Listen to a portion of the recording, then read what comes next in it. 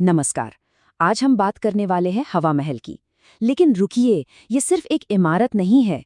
ये तो पत्थरों में कैद एक खूबसूरत ख्याल है। एक ऐसी जगह जिसे सिर्फ आंखों से देखा नहीं बल्कि महसूस किया जाता है।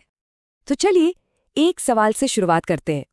क्या कोई इमारत सपना देख सकती है? सुनने में अजीब लगता है ना? पर यही सवाल हमें इस अनोखी इमारत के दिल तक ले जाएगा। तो सबसे पहले आइए हवा महल को बाहर से देखते हैं।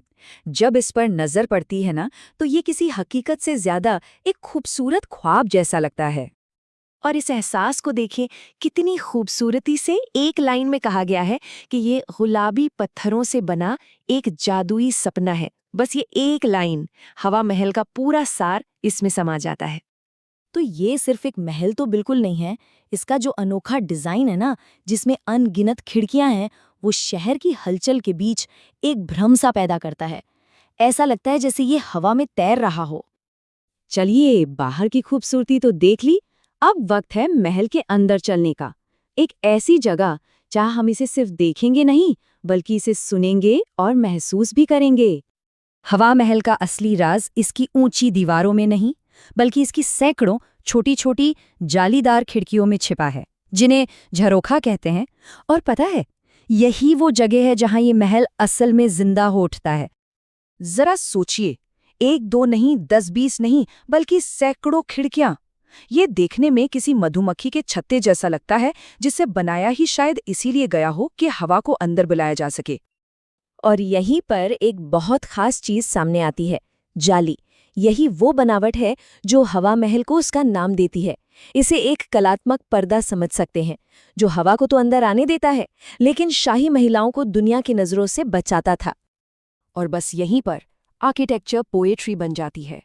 सोचकर देखिए, इन जालियों से जब हवा गुजरती है, तो वो उन शाही औरतों की खामोशी को एक आवाज दे देती है, जिनके लिए ये महल बना था। चलिए, अब इस कहानी को थोड़ा और गहराई से समझते हैं। अब हवा महल को सिर्फ एक इमारत की तरह नहीं, बल्कि यादों और कहानियों का एक खजाना मानकर देखेंगे। हवा महल की एक और बड़ी अनोखी बात है, इसकी ऊंची नीची एक जैसी न दिखने वाली मंजिलें। लेकिन ये कोई गलती नहीं है, बल्कि ये तो एक सोची समझी डिजाइन है, ताकि हर कदम हमें वक्त में या तो आगे ले जाए या पीछे। तो इसका मतलब ये हुआ कि इन मंजिलों पर चढ़ना सिर्फ ऊपर जाना नहीं है, ये तो इतिहास की अलग अलग परतों से गुजरने जैसा है। हर मंजिल एक नए जमाने की कहानी सुनाती है। तो इस तरह से हवा महल का कोना कोना एक कहानी कहता है।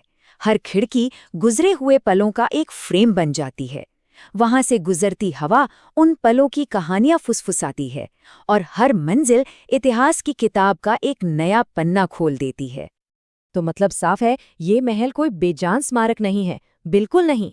ये एक जिंदा ढांचा है, जो हर पल अपने अतीत को सांसों में भरता है और फिर उसे हवा के जरिए बाहर बिखेर देता है। तो आखिर में एक सवाल, अगर हवा महल की हर खिड़की सच में एक कहानी सुनाती है, तो कौन सी कहानी सुनना सबसे दिलचस्प होगा?